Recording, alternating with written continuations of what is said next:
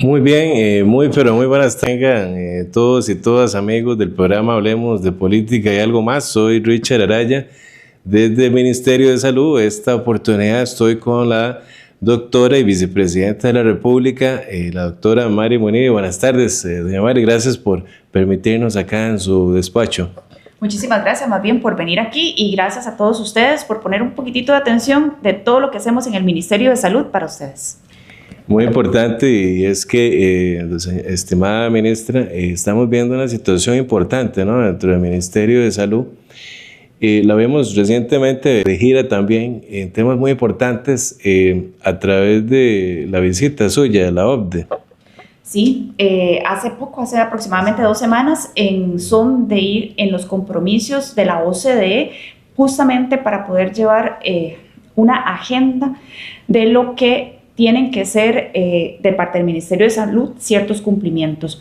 En este caso se enfocaron en todo lo que es la salud digital y la importancia de la inteligencia artificial en todo lo que viene, y también parte de los compromisos fue el avance en cuanto a lo que es los compromisos con respecto a químicos. Entonces nos sentamos con el panel para darles algunos, digamos que, procesos en los cuales nos venimos trabajando y con el fin de que ya para cuando tengamos la presentación final esto esté lo más cumplido y avanzado posible. Bueno, vemos una ministra muy activa también, hay que destacarlo, ¿no?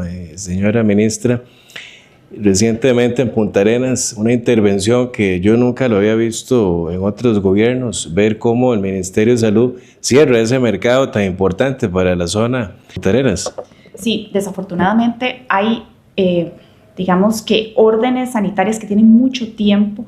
Tal vez para recordarles a las personas que no saben qué es una orden sanitaria, es un proceso administrativo en donde, para que me entiendan mejor, es el último eslabón de una cadena de solicitudes de mejora de algo en específico para poder brindar, obviamente, protección a lo que se esté brindando ahí, ya sea una prestación de algún servicio de salud o, como en este caso, lo que es la seguridad del inmueble, en donde se reúnen un montón de trameros para poder ofertar y vender sus productos. Entonces, cuando hay incumplimientos de las normas que tiene que chequear para poder habilitar un lugar, el Ministerio de Salud, y estas no se cumplen en tiempo y forma, entonces se genera lo que es esta orden sanitaria. Es un acto administrativo y este acto administrativo tiene que generar un plan remedial, y este plan remedial es la mejora de todas esas observaciones que se presentaron y que no se cumplieron. De ahí que esto tenía años de haberse generado, y ya después de muchos años de acompañamiento para ver si en este caso la Municipalidad de Punta Arenas, que es el dueño del inmueble, generaba las mejoras. Al no hacerlo, entonces se dicta ya 3 órdenes sanitarias en el 2019, y esto para poderlas cumplir, y como incumplieron absolutamente todos los puntos, entonces ya desafortunadamente tocó en octubre del año pasado hacer la clausura. Obviamente esto impacta importantemente una comunidad con una necesidad de trabajo, y sobre todo a pequeños productores que son los trameros que están ahí. Claro. Entonces me apersoné justo para poder ver qué se podía realizar antes de esta clausura, y sobre todo para poder consolidar compromisos fundamentales para la seguridad de cualquier persona, no solamente que trabaja en el inmueble, sino que visita el inmueble. Sí, claro. De ahí que se generó un trabajo muy bonito, no solamente con la coordinación de los trameros, que con una junta directiva pudieron sacar adelante una lista de requerimientos, sino también con la empresa privada, en este momento liderada por la UCAEP, y la municipalidad, que es el que tiene el deber de poder hacer cumplir todo esto.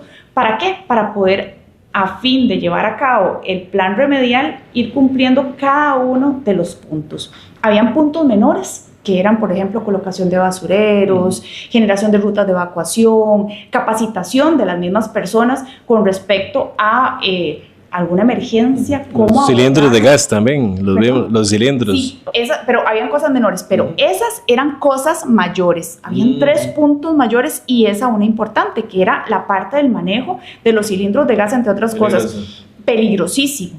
Y realmente esta, más la parte eléctrica, más la parte de las aguas, eran cosas críticas y estructurales.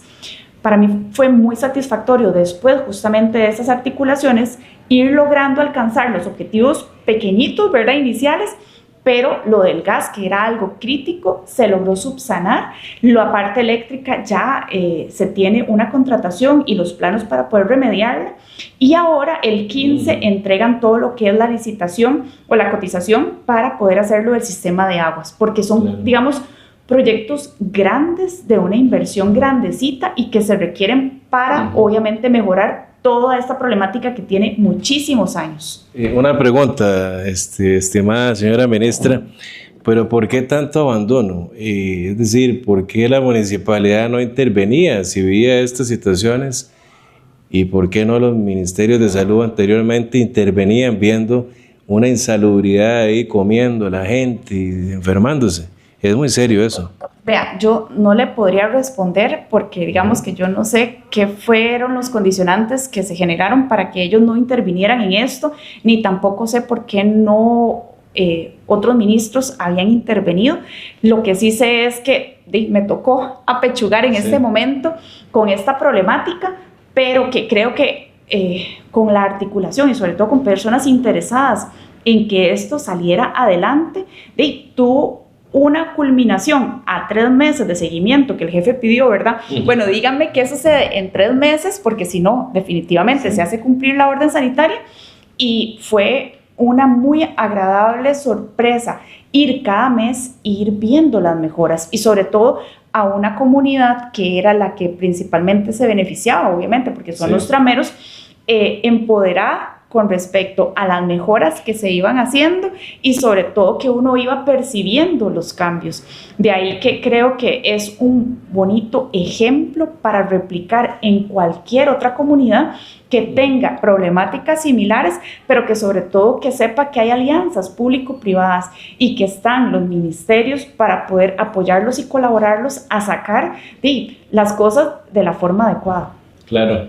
Qué importante es, estimada señora ministra, queridos televidentes, ¿verdad?, que pueden ustedes ver en este programa todos los temas del Ministerio de Salud que tienen que ver con todo, ¿no, señora ministra?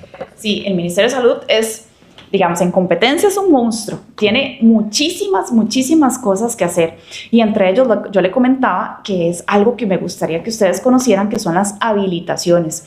Para nadie es un secreto, ¿verdad?, que para poder hacer algún tipo de emprendimiento formal, abrir un consultorio, poner un restaurante, etcétera, usted requiere una habilitación. Pero ¿sabía usted que ya ahora no tiene la necesidad de ir al área rectora de salud a hacer esta habilitación? Sino que usted puede, mediante BUI, que es la ventanilla única de inversión que está en la plataforma y en la página del Ministerio de Salud, ingresar por ahí, meter los datos y automáticamente...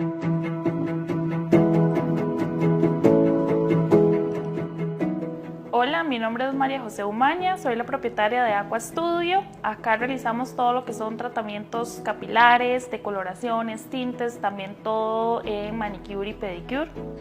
Yo decidí poner mi negocio en orden, entonces decidí hacer el trámite del permiso sanitario de funcionamiento. Me recomendaron hacer el trámite por medio del kiosco Salud BUI por su facilidad. A pesar de que no cuento con firma digital, el trámite fue muy fácil y pude hacerlo en línea.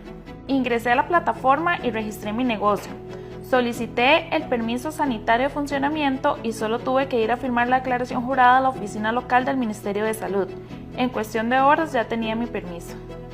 Invito a otros emprendedores a realizar el trámite de forma fácil y sencilla por medio de la plataforma Kiosco Salud BUI. Ya puede generar este permiso. Si usted tiene firma digital, no tiene ni siquiera que ir. Si usted no tiene firma digital, tiene que ir, eso sí, a firmar. Pero imagínese, usted puede ahorrar el tiempo de desplazamiento y generar ese trámite desde su casa. Así estamos tratando de ir digitalizando absolutamente todos los procesos. ¿Con qué fin? Con el fin que más bien las personas desde su casa y la comunidad de su casa puedan ir cumpliendo estos requerimientos y que más bien sean cada vez menos personas las que estén invirtiendo su valioso tiempo, haciendo filas, buscando papeles, cosa que desde una computadora o desde su celular lo pueden hacer. Incluso esas madrugadas que se pegan a la gente para hacer un trámite acá, importante, pero coméntenos cómo es eso de la plataforma BUI, señora ministra. Sí, vea. Ahorita justo en la página de Facebook o en las redes sociales estamos subiendo varios videos y le voy a facilitar para que usted los socialice, en donde se muestra el paso a paso de cómo ustedes pueden ir subiendo esto. Y es súper sencillo, súper fácil, y ya ahorita las 82 áreas rectoras de salud tienen el internet, ¿verdad? Para que poder facilitarles no solamente a los funcionarios, sino también a usuarios que puedan llegar y conocer, porque muchas veces a veces es de conocer y saber. Entonces ahí hay atención al cliente, ustedes saben, donde las funcionarios o funcionarios que se encuentran ahí pueden perfectamente enseñarles cómo lo pueden hacer desde la comodidad de su casa. Y así ustedes aprenden y luego se van a su casa y les comentan a otros cómo hacerlo. Pero es muy sencillo y los requisitos ustedes los pueden subir por esa plataforma. La idea es que cada vez sean más personas las que utilicen estos medios digitales para poder hacer sus trámites de forma ágil, fácil y rápida. Qué bonito, ¿verdad? Muy práctico, ¿no? Y que la población pueda seguir esta aplicación, esta importante plataforma que es BUI, ¿verdad, amigos? Señora ministra, no, agradecido porque ustedes tienen mucho trabajo siempre. Planes que tengan para el 2024, y ya vamos a hablar también de lo que se ha venido haciendo en su tiempo. Bueno, un reto muy importante el ser ministra, no solo vicepresidenta de la República, sino haber asumido este cargo tan importante, porque para Costa Rica, si bien es el caso, el ser ministro de Salud es un reto sumamente importante, señora ministra. Sí, vea, la parte más retadora de haber venido aquí fue inicialmente lo de la visión de digitalización y darle al Ministerio de Salud las herramientas para salir adelante. Ahora les mencionaba lo del BUI, que es un proyecto que tiene en conjunto con Procomer desde hace años, pero no se había podido operativizar. ¿Y por qué? Porque las áreas de salud, cuando yo llegué solamente habían 32 áreas rectoras que tenían internet. Entonces imagínense, si los mismos funcionarios carecen de accesibilidad a internet para poder generar los trámites, ahora, ¿cómo van a hacer estos? Ya este año, como le digo, orgullosamente le digo, las 82 áreas rectoras cuentan con esta conectividad y posteriormente también el equipamiento. Pero estos son los insumos para poder ir dando direccionamiento a lo que es la salud digital. ¿Y qué es la salud digital? Son todas estas herramientas y entornos que facilitan en alguna medida todo lo que es el diagnóstico, la atención en la prestación de servicios de salud, entre otras cosas. Y le voy a poner un ejemplo. Hace poquitito salió publicado el decreto de teleconsulta. La teleconsulta es esta actividad que genera un prestador de servicios de salud, puede ser un médico, en donde a través de una herramienta como una computadora o hasta un teléfono celular se conecta con otra persona a distancia para poder darle una consulta médica. O en vivo, sí, en vivo. Exactamente, a distancia. Imagínense, esto se hace desde hace años, pero no estaba siendo regulada. ¿Y regulada qué es? Es tener los insumos mínimos necesarios o los requerimientos mínimos para, digamos, tener la calidad en esta prestación, porque al fin y al cabo es una consulta formal, solamente que por medios tecnológicos. Claro. Este es un ejemplito, ¿verdad?, de todo lo que viene a posteriori. Por ejemplo, la inteligencia artificial para facilitar lo que son los diagnósticos o apoyo a los diagnósticos de lo que son los especialistas o los médicos en sus tratamientos. Y así un montón de alternativas que muchas veces ya están existentes, que no habían estado reguladas o que ya vienen y se están regulando justamente para poder apoyar muchas de las iniciativas. También el reforzamiento de lo que es receta digital, ahora con antimicrobianos, para poder tener esa trazabilidad y evitar esta gran problemática que es la resistencia a los antibióticos, el carnet de manipulación de alimentos también digitalizado, entre otras cosas. Ahí ustedes no se pierdan de nuestras páginas en Facebook y en otras redes sociales del Ministerio de Salud y van a ir viendo poco a poco cómo vamos tirando productos, pero sobre todo importantes para facilitar su vida en cuanto a los procedimientos que necesitan para hacer su negocito, o tener el mismo carnet, por ejemplo, de manipulación para usted poder trabajar, entre otras cosas. Muy importante. Y es que todo eso, señora ministra, lo veíamos también en campaña del señor presidente de la República, don Rodrigo Chávez, bien lo mencionaba, eliminaremos los cuellos de botella para que su vida sea más ágil, más fácil y podamos tener, veo que es parte de esa línea que ustedes llevan. Claro, vea, le voy a poner un ejemplo y que es un ejemplo hermoso que me gusta mencionar para que lo entiendan más claramente. En campaña yo me acuerdo que me mencionaban muchas personas en una situación de discapacidad que el carnet para poder obtener, digamos que esa certificación de que la persona tenía una condición de discapacidad y poder acceder a ciertos beneficios, a veces duraban más de un año en gestionárselo.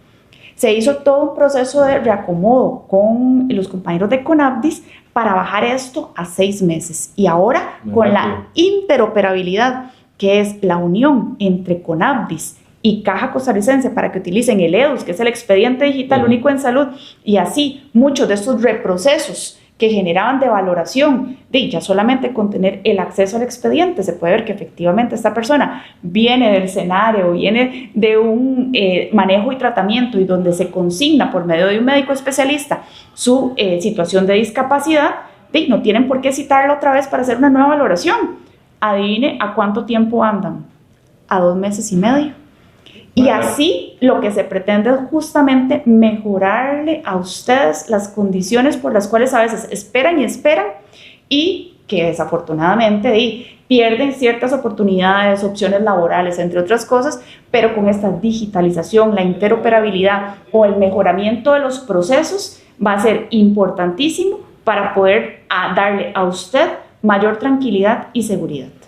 Eso es muy importante, señora ministra, y ver que los costarricenses puedan tener más accesibilidad al Ministerio de Salud, porque muchas veces esas tramitologías duraban años, a veces ni las veían, o gente que tal vez quería poner un negocito, como usted lo decía, y quizás la tramitología era bastante dura. Sí, la idea es que esta cada vez baje más. Sí, la voy a ser sincera, hay cosillas que todavía estamos viendo cómo las mejoramos, que son la parte de registros sanitarios. Sí. Los registros sanitarios aquí, hay una dirección especializada, es que el Ministerio de Salud es grande y complejo, y hay una dirección justamente que se encarga en toda esa parte de registros. Entre los registros que están con más larga presa, por decirlo así, son los de medicamentos y equipo de material biomédico, pero por ejemplo uno de químicos que estaba realmente con mucha presa, por decirlo así, ya lo bajamos importantemente hasta casi menos del tiempo que esperan promedio y estamos casi sacándolos al día. Porque se logró hacer un convenio con el Colegio de Químicos y muy agradecidos, ¿verdad?, con los compañeros justamente para poder articular acciones y poder llevar esto. Y así estamos generando articulaciones con otros mientras reforzamos con recurso humano para poder sacar esto después de hacer valoraciones en las cuales el proceso se mejora, pero sobre todo ya tener estándares y visualizaciones de producción y saber cuál es el proceso que tal vez está llevando a una cola más grande y así bajarlos. Esto sí es algo en lo que hemos incursionado, no solo desde la mejora de lo que son los reglamentos, aminorando trabas, pero también tenemos una debilidad en cuanto al recurso humano y que también cada vez al ser más facilitadores en cuanto a ingreso de nuevas marcas, de nuevas moléculas, de genéricos, entre otras cosas, la peguilla se va haciendo más grande. Pero sí, le estoy diciendo que vamos en esa vía, en la de optimizar absolutamente todas las direcciones. Una es esta dirección de lo que se requiere, bueno, atención al cliente, claro, la parte de registro de productos de interés sanitario, y usted me mencionaba cuáles son las visiones para el 2024. Una importante es justamente lo que se refiere a la gestión ambiental. El Ministerio de Salud también le tiene la competencia de lo que es la supervisión y fiscalización de todo lo que son los procesos, para que me entiendan mejor, los rellenos sanitarios. Ver que estos funcionen adecuadamente y que cada una de las municipalidades gestione sus residuos de una forma idónea. ¿Cuál ha sido, digamos, la problemática? Y que la hemos expresado, ¿verdad?, tanto en la Asamblea Legislativa como con las consultas que se refieren, que tenemos que ya socializar y que ya está elaborada la política pública de la gestión de residuos para ver cómo poco a poco vamos migrando a una sociedad que reutilice, que recicle y que revalore todo lo que son los residuos. Claro. ¿Por qué? Porque desde ahí ustedes empiezan a mejorar el ambiente. ¿Y por qué, don Richard? Del 100% de lo que nosotros botamos y le llamamos basura, el 50% son compuestos orgánicos, que si usted genera compostaje mediante capacitación, su municipalidad y con determinados implementos, usted puede sacar el 50% de esos desechos que genera en su hogar. Del siguiente 50%, un 30% es valorizable. Claro. ¿Qué quiere decir ese valorizable? Que son papel, plástico y todo eso que usted recicla. Y que aluminio, de todo. Vidrio, etcétera. Que si su municipalidad tiene una adecuada recolección de residuos, entonces usted dentro de ese proceso puede, ese otro 30%, también depositarlo en estas, digamos que lugares o gestores ambientales, ¿verdad? Que son centros de acopio y que pueden perfectamente generar nuevamente otro tipo de implementos. Los desechos humanos, doctora, ¿eso dónde se va? Una pregunta. Los desechos como es que esos son de manejo especial. Ahí, por ejemplo, eso es otro capítulo, pero lo que son cadáveres o cosas que no son reclamadas, pasan por un proceso especial y eso va para el cementerio obrero normalmente y todo, porque sí, obviamente como son desechos humanos, no son desechos humanos, sino son cadáveres o partes de cuerpos. Cuando hay una operación y un pedacito de dedo, digamos, un ejemplo. Sí, esos son partes corporales, ¿verdad? Eso tiene un procesamiento diferente y se entierra, ¿verdad? En el cementerio. Exactamente. Claro. Sí. Muy importante también destacar, señora ministra, el tema de la vacunación, que ahora, gracias a Dios, ya no es obligado. Es decir, eso era una pesadilla para muchos de nosotros que estamos viviendo o vivimos una situación muy complicada, ¿no? Con respecto al tema del COVID-19, ¿verdad? Vea, yo sé que la pandemia fue un momento muy difícil para toda la población y para todo el mundo en general. Sí. Y esos 2 años, digamos que se pasaron circunstancias en las cuales prevaleció más, digamos que un poco el temor a esto desconocido, ¿verdad? Y a irse enfrentando poco a poco a conocer a un enemigo que fue, digamos que de alguna manera, muy difícil de contener y de controlar, y que obviamente tuvo que pasar mucho tiempo para que de alguna manera lo conociéramos mejor. Entonces se generaron medidas que tal vez a la población no surtieron el efecto que uno esperaba. Y de ahí que la obligatoriedad, sobre todo en la población menor, ¿verdad? En esto, este gobierno la eliminó. Pero eso no quiere decir que no le haya quitado la importancia a la vacunación. Y en eso quiero ser clarísima. ¿Por qué? Porque ha habido como tal vez una mala interpretación de lo que es el esquema obligatorio.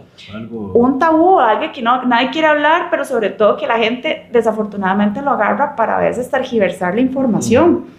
En donde el esquema básico de vacunación que tenemos nosotros de toda la vida y que nadie ha, digamos, cuestionado el mismo y que pequeñitos. Exacto, y que tenemos adecuadas coberturas de vacunación. El esquema básico tenemos adecuadas coberturas de vacunación, hay que seguir haciéndolo. Y esto es parte cultural y sobre todo que años de años nos han inculcado que es parte de la protección que tenemos y por eso también tenemos buenos estándares de salud. Y el COVID nuevamente es parte también de la cultura que tenemos que empezar a interiorizar. Es un virus que es el SARS-CoV-2, que es un virus que desafortunadamente muta muy rápido, pero que es un virus igual que el resto de los virus, como la influencia, entre otros, que es algo que va a acompañarnos el resto de la vida. ¿Y en qué sentido? Al acompañarnos el resto de la vida y ser un virus que muta muy rápido, vamos a tener que estar buscando protección preventiva como la vacunación de cada año, exactamente igual como la influenza, ¿verdad? Sí. Y nadie cuestiona cuando vienen las campañas de influenza, ¿verdad? Sí, ¿no? O cualquier otra. O cualquier otra, pero... A esta sí la agarraron como mucho temor. Exactamente. Por tan seguro, perdón, doctora, quizás por tantas muertes que se dieron a nivel mundial. De hecho, yo fui también parte de los que me dio, y también les quiero decir que familiares míos murieron. Primas, tal vez jovencititas de 19 años, me di cuenta que una murió allá por el lado de la zona sur del país, compañeros míos de extrabajo también y muchos allegados. Es decir, esto a la población costarricense y al mundo nos afectó tanto. Pero yo veo que, bueno, al llegar el señor presidente, don Rodrigo Chávez, al llegar usted ahora como ministra de Salud, implementan esta situación tan importante para bajar un poco, ¿no? La parte de esa situación de tanto nervio, porque con todo respeto, ¿verdad, doctora? Hay mucha gente, quizás en casa se pregunta, ¿será que van a volver a encerrarnos? ¿Será que va a haber más, ¿cómo se dice? Sistema aislado, ¿verdad? Y mascarillas obligatorias. Coméntenos un poquito de eso. Vea, aquí también es algo importante y justamente por eso también es algo que tiene que ir interiorizando no solo el costarricense, sino a nivel del mundo entero. Es un virus como cualquier otro, pero también es un virus que desafortunadamente es muy contagioso y que si no nos vacunamos tenemos más posibilidades de que si tenemos alguna enfermedad de fondo podamos caer hospitalizados porque se complica esa enfermedad de fondo o de fallecer. De ahí que entonces vacunémonos. Es algo que ya tradicionalmente lo generamos, lo hacemos y que tenemos a disponibilidad las vacunas gratuitas mediante la Caja Costarricense de Seguro Social para su colocación. Ahora bien, hay lineamientos en los cuales se revisan cada cierto tiempo y sobre todo cuando hay modificaciones en lo que son las actuaciones. Y de ahí que en el lineamiento, digamos que ya no es necesario en este momento epidemiológico el uso obligatorio de la mascarilla. Pero eso no quiere decir que es prohibida la mascarilla. Y de ahí es donde viene la confusión. Sí. Porque la gente dice, no, pero entonces ¿por qué usamos mascarilla? Pero es que en ningún momento se prohibió el uso. Y yo les doy el ejemplo. Cuando uno trabaja en la prestación de servicios de salud, uno utiliza la mascarilla normalmente para protegerse justamente de que está revisando a gente, ¿verdad? Y que viene enfermita. O personas que tienen el sistema inmunológico bajito o inmunocomprometidos, como uno lo llama, ¿verdad? Utilizan muchas veces mascarilla para salir a la calle porque cualquier enfermedad las puede agarrar y le puede ir feillo. Sí. De ahí que la mascarilla es importante para las personas que tal vez sean adultas mayores o para personas que están enfermas y con sintomáticas y que por algún motivo tienen que salir para poder protegerse ellas y protegerse a otras personas. Pero eso no quiere decir que en este momento estemos epidemiológicamente de una manera que tengamos que decir a todos se les coloca. No, más bien aquí lo importante son las medidas básicas y que no se nos tienen que olvidar. Número 1, el lavado de manos. Por favor, o sea, que antes fuese obligatorio y mandatorio no quiere decir que ahora no sea importante, porque parece que se nos olvida, ¿verdad? Entonces, el lavado de manos con agua y jabón. Y si en algún momento y el alcohol en gel se puede andar y utilizar cuando sobre todo tenemos mucha manipulación de cosas externas. El protocolo del estornudo o estarse cubriendo o tapando con algo para evitar la dispersión de gotículas. Si usted está enfermo o sus hijos, alguno está enfermo, por favor no lo mande al centro educativo, porque lo único que hace es favorecer que contagie al resto de los chiquitillos y entonces en vez de tener uno tenemos a toda la clase enferma, ¿verdad? Exacto. Y eso es hasta los maestros. Exacto, y eso es muy muy importante. Y nuevamente, para eso están las vacunas también, para prevenir. O sea, la vacuna no le va a quitar a usted la posibilidad de tener la enfermedad.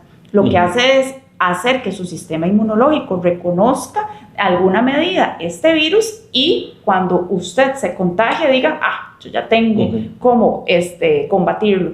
Y entonces o no le agarra o le agarra bajito.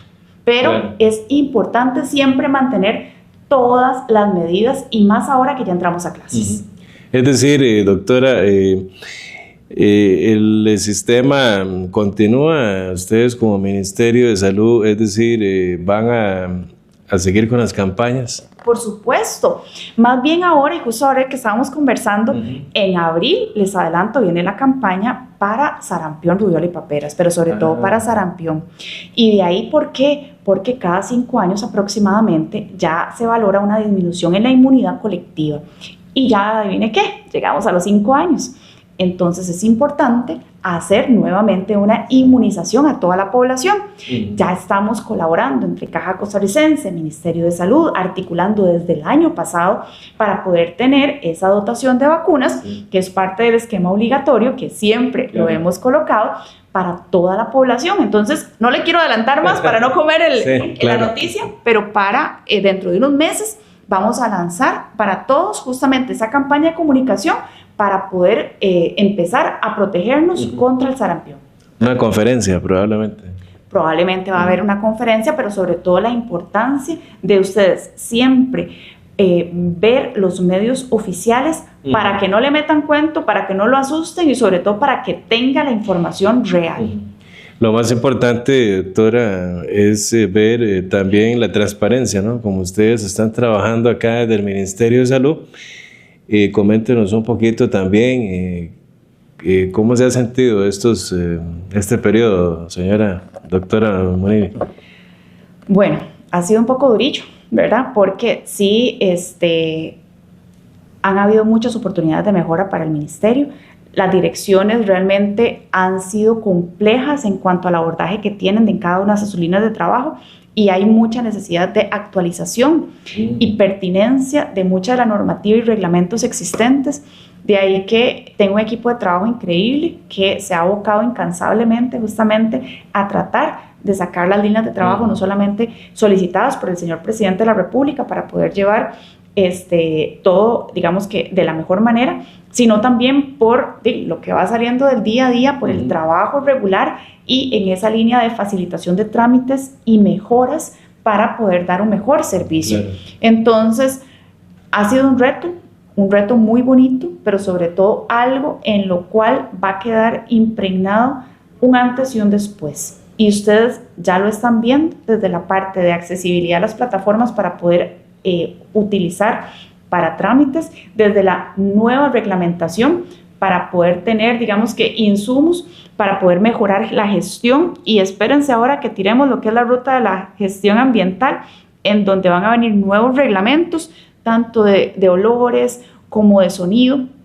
en donde se van a tener insumos también para que las denuncias que se hayan con respecto a esos sean de una forma medidas, objetivadas, y así poder generar, digamos, las sanciones del caso si cabe la sanción, ¿verdad?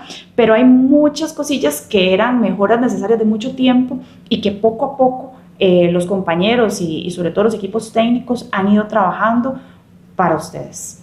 Hay una pregunta que yo tengo, doctora, es también con respecto a los parques de salud mental. Qué importante, porque vimos recientemente aquí a La Juelita, uno que ustedes fueron a inaugurar o a dar como apertura.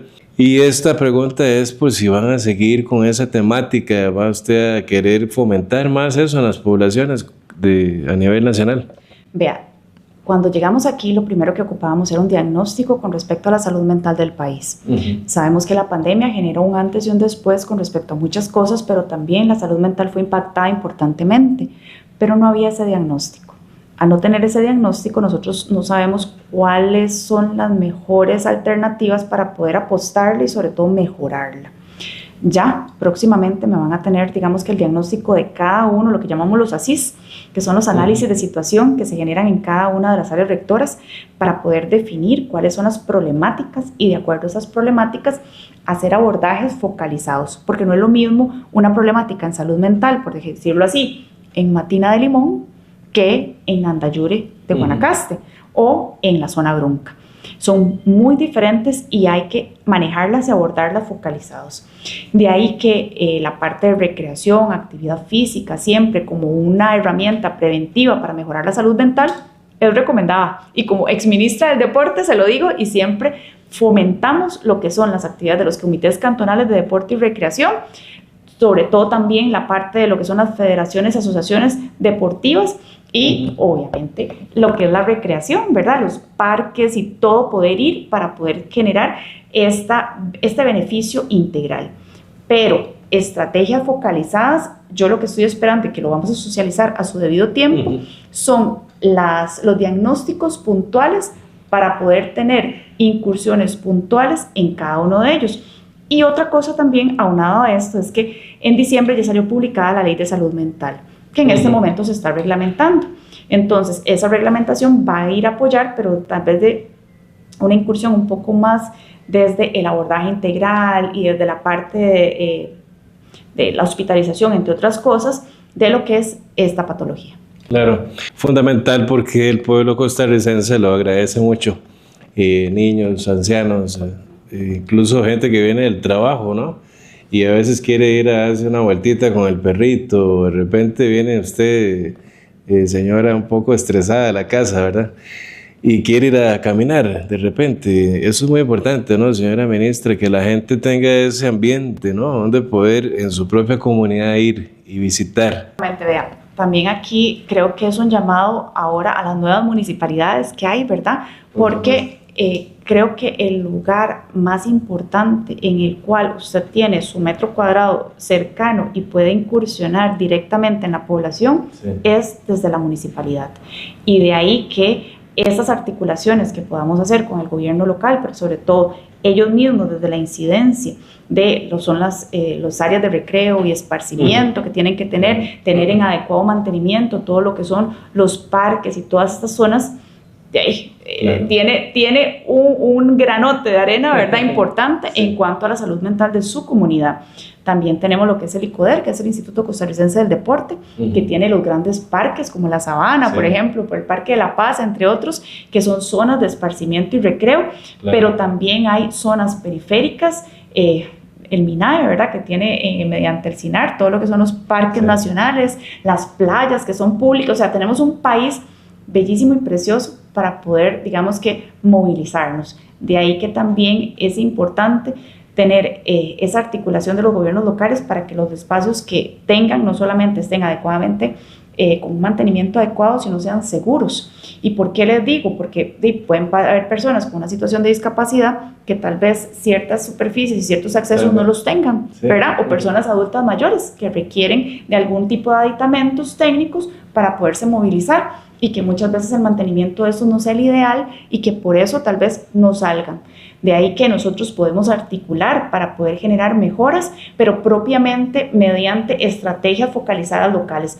Pero recordar que la competencia en cuanto al mantenimiento de estos lugares muchas veces reside en otros ministerios, y se lo digo por qué. Se lo digo como experiencia anterior. A veces se pide, digamos, a los ministerios o a Comaricoder que brinde insumos e invierta en gimnasios, en piscinas y todo esto, pero ¿a quién le corresponde lo que es el mantenimiento de esta infraestructura? Las municipalidades. Exactamente. Y muchas veces piden unas cosotas grandotas, ¿verdad? Hermosas y preciosas, pero que el mantenimiento es muy costoso. Y al ser muy costoso, entonces se deterioran en el tiempo y se pierden. Y así le puedo dar miles de ejemplos.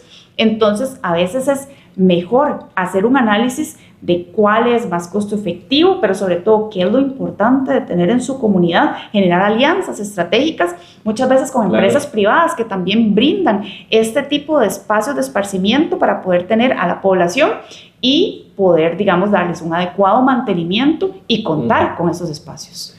Y que la población pueda beneficiarse. El mantenimiento es muy importante, porque es feo ir a una cancha de fútbol, por ejemplo, que los niños quizás vean el zacate, ¿no? Además, en vez de ir a hacer deporte, de repente hasta salgan infectados. Exactamente, ¿no? Y nos ha pasado que a veces los mismos marcos y todo están deteriorados o pueden producir daño o lesiones. Entonces, se convierte más un riesgo que algo de entretenimiento, actividad física y algo de salud. Y un riesgo peligroso. Exactamente. Y ahí, hablando usted de zancudos, más bien, le meto la cuñita. Y algo muy importante que es también parte de la línea de trabajo del Ministerio de Salud.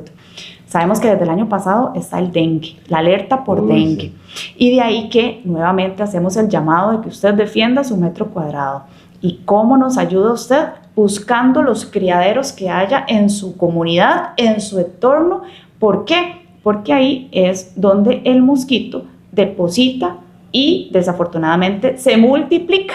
Entonces, por favor, erradiquemos este condenado virus actuemos ya y actuemos en nuestro metro cuadrado. Estamos haciendo una campaña intensiva, sobre todo ahora a nivel de la gran área metropolitana, para poder tener fumigaciones masivas y para poder tener algunos otros esquemas de tratamiento, sobre todo en aguas empozadas que ya se hayan visualizado mediante lo que llamamos vectores, que son esos técnicos que tenemos en las áreas rectoras de salud, pero más importante, lo que usted puede hacer para evitar tener esas canoas sucias, esos floreros llenos de agua, esas llantas que a veces se llenan de agua y que desafortunadamente no se les saca y quedan ahí como potenciales criaderos, entre otras cosas. Juntos podemos combatir a este mosquito. Importante porque la gente, doctora, a veces se come un coco y bota la cáscara en la calle y se ve ahí el montón de agüilla.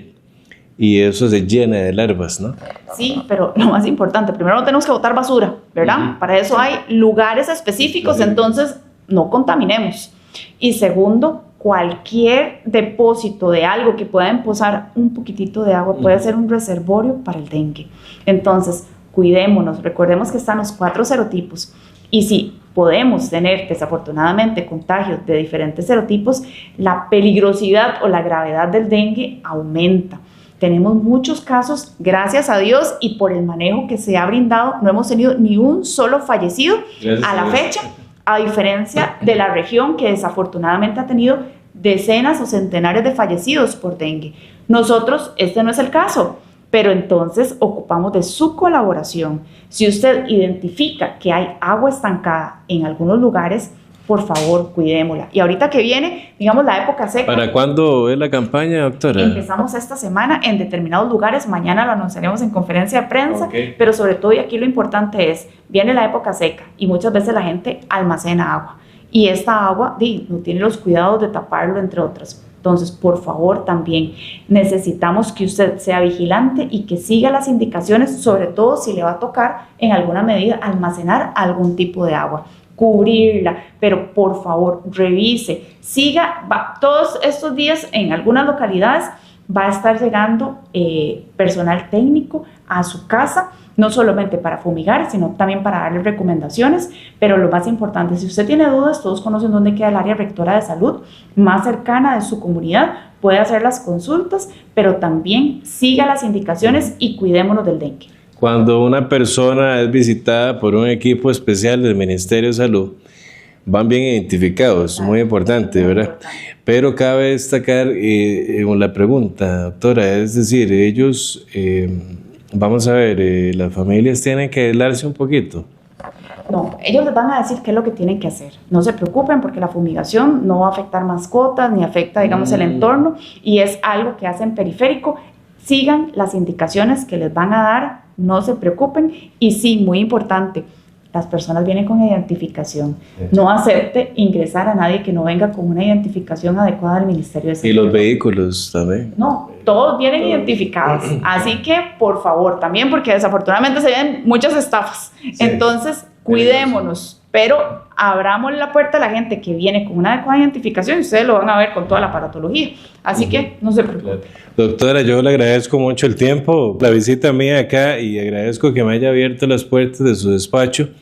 No sin antes de que usted nos regale un mensaje al programa Hablemos Política y algo más que la gente, dicho sea de paso, el programa cada día nos sigue más en todas las redes sociales y estamos muy orgullosos, ¿no? Por algo... es decir, nos sentimos sumamente orgullosos porque el pueblo nos sigue cada vez más, pues. Bueno, me alegra mucho más bien y es importante el contacto que se pueda tener con la población y sobre todo porque, número 1, las noticias falsas. Por favor, hay medios oficiales, está la página web del Ministerio de Salud y está también el Facebook y otras plataformas de redes sociales en donde usted pueda obtener la información propiamente oficial del Ministerio de Salud. Combatamos las noticias falsas, váyase a las fuentes primarias que son las páginas del Ministerio de Salud, número 1. Número 2, seguimos con la alerta del dengue. El día de mañana en la conferencia de prensa vamos a brindarle lo que será una estrategia crítica para poder combatir ahorita, sobre todo por la entrada a clases, ciertos lugares, pero no baje la guardia, siga rastreando los criaderos que tiene a su alrededor. Y tercero, los chiquitillos están en clases, hay más posibilidad de que se aglomeren y que si alguno está enfermillo, contagie a otros. No nos descuidemos, sigamos con el lavado de manos, sigamos con el protocolo del estornudo y, muy importante, completemos los esquemas de vacunación. Protejámonos a nosotros y protejámonos a todas las personas que están a nuestro alrededor. Gracias por este tiempo y vea cualquier duda y consulta, ahí ustedes la pueden poner y don Richard me la hace llegar y yo se la respondo con todo gusto. No, muchísimas gracias, amigos, amigas, doctora, muchísimas gracias por esta entrevista tan especial. A ustedes en casa, muchísimas gracias, no se pierda la entrevista con la doctora Mari Monive, y también vicepresidenta de la República. Y acá en este gran programa vamos a estar también en este programa para YouTube y para Facebook. Así que, amigos, muchísimas gracias y que la pasen muy bien.